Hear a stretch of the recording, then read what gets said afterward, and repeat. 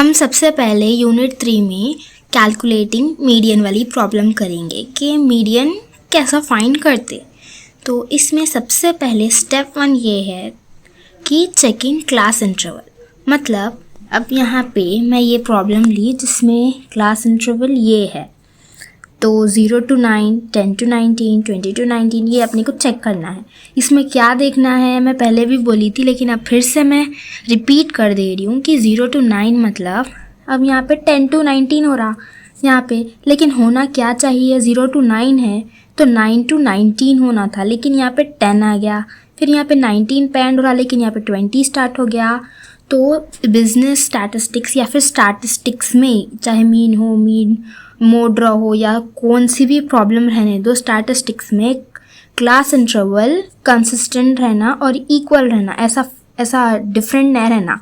तो उसको सही करने के लिए अपन क्या करते, अब फॉर एग्जांपल ये 0 है तो हम यहाँ पे क्या करते, अब ये 0 से स्टार्ट हो रहा, अगर यहाँ पे फॉर एग्जांपल 1 रहता तो हम क्या कर देते थे, इसको 0.5 कर देते थे। और यहाँ पे एक जैसे कि यहाँ पे 10 है तो हम 10 में से क्या करेंगे, 10 में से 0.5 माइनस कर देंगे और वो 0.5 हम 19 में डाल देंगे। ठीक है, जैसे कि अब यहाँ पे मैं चेंज करके, अब ये 0 से स्टार्ट हुआ तो मैं यहाँ 0.5 ले ली, तो 0.5 to 9.5। अब यहाँ पे कंफ्यूज मत हो, यहाँ पे डायरेक्टली आपको एक को जाके 0.5 + 5 ऐड प्लस 0.5 ऐड करने की ज़रूरत नहीं है। यहाँ पे डायरेक्टली 0.5 लिख दिए, 9.5 लिख दिए।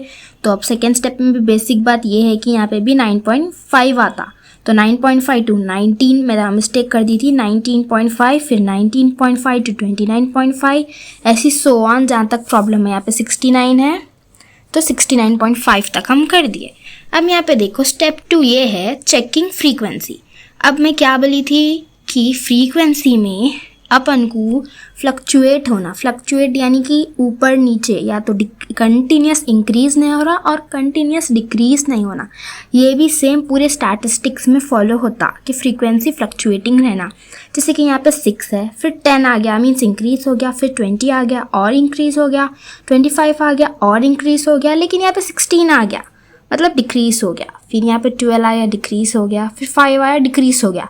तो यहाँ पे पहले डिक्रीज से इंक्रीज फिर डिक्रीज, तो इसका ये मतलब है कि फ्लक्चुएट हो रहा, कंटिन्यूस फॉर्म में नहीं रहना। तो हमारी फ्रीक्वेंसी करेक्ट है ये प्रॉब्लम में, तो हम डायरेक्टली आगे ले लेंगे। तो फ्रीक्वेंसी हम लिख लिए। अब स्टेप 3 ये है कि फाइंडिंग CF, क्यूमुलेटिव फ्रीक्वेंसी। तो हमारे क्यूमुलेटिव फ्रीक्वेंसी फाइंड करना है, वो बहुत आसान है, हम फ्रीक्वेंसी से फाइंड कर सकते। फ्रीक्वेंसी 6 है तो फर्स्ट स्टेप में 6 एज इट इज़ लिख दो। उसके बाद 6 + 10 16 हो गया। अब यहाँ पे 16 + 20 करना है तो 36 आता, 36 + 25 61, 61 + 16 77, 77 + 12 89, 89 + 5 94 हो गया। अब इसके बाद अपन को फाइंड करना है मीडियन।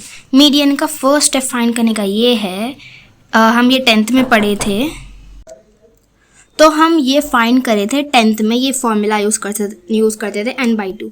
तो सिंपली और एक चीज़ मैं यहाँ पे आप लोगों को बोल दूँ कि अब समझो हमारे को लास्ट में 94 आया, तो चेक कैसा करना कि हम जो CF फाइंड करें वो करेक्ट है। तो उसका सिंपल सा ये है कि आपको F का टोटल करना है, और उसका अगर टोटल सेम, ये दो सेम होना चाहिए, इसका टोटल और ये जो लास्ट नंबर आपको आया वो सेम रहना। तो इसका ये मतलब है कि आप सही जा रहे हैं। अब next n/2, n is nothing but this total of frequency is 94/2 करो 47 आ जाता। अब हम आपको यहाँ फ्रीक्वेंसी में चेक करना है कि 47 में से 47 से कम नंबर, ठीक है, सबसे 47 से कम नंबर देखना है। अब यहाँ पे देखो 61 है लेकिन 47 उससे कम है, तो यहाँ पे 36 आ गया, क्योंकि 61 तो 47 से बड़ा है। तो हम यहाँ पे क्या ले लेंगे, CF को क्यूमुलेटिव फ्रीक्वेंसी को 36 ले लेंगे। ठीक है, अब यहाँ पे हम क्या करते, डायरेक्टली ये स्ट्रेट ये इसको फ्रीक्वेंसी और इसको L1 नहीं लेते, हम क्या करते हैं राइट हैंड रूल फॉलो करते। Right hand rule is nothing, आप लोग कन्फ्यूज मत हो, बस सिर्फ इतना सोच लो कि 36 अगर CF में ये आया तो फ्रीक्वेंसी उसकी नीचे वाली होती और बाजुक वाला जो सेम वही लाइन में जो आ रहा वो L1 रहता है। उसका फॉर्मूला क्या है, L1 plus n/2 minus CF/F into C। अब L1 तो मैं बता दी कि इसका फर्स्ट वाला क्लास इंटरवल ले लेना, इसके नीचे वाला फ्रीक्वेंसी वो लेना। अब ये C इंटू C क्या है, C is nothing but the difference of class interval. अब यहाँ पे 0 था इसलिए आप फर्स्ट नंबर कंसिडर मत करो, इस सेकेंड नंबर में 9.5 माइनस 19.5 करो, जो डिफरेंस आपको आता 10, मतलब 19.5 से 29.5 ये सब 10 का डिफरेंस आ रहा है इसमें, तो C इज 10। अब यहाँ पे सब्सटीट्यूट कर लो, 29.5 प्लस 47 माइनस 36/25 इंटू 10, ये मैं आपको बता दी। इसके बाद 47 माइनस 36, तो अब सिंपली यहाँ पे क्या करना है, 47 माइनस 36 कर दो, 11 आ जाता, by 25 as it is into 10। अब नेक्स्ट स्टेप में 29.5 एज इट इज लिख दो, प्लस यहाँ पे एक सिंपल सा जनरल स्टेप है, वो ये याद कर लो कि 11 इंटू 10 कर लो पहले, ठीक है। उसके बाद डायरेक्टली आप डिवाइडेड बाई 25 कर दो, आपको मेन आंसर आ जाता। उसके बाद सिंपली ऐड कर लो तो 33.9। तो ये प्रॉब्लम बहुत आसान है और ये हमारा 33.9 हमारा मीडियन है। तो ये था मीडियन फाइंड करने का तरीका।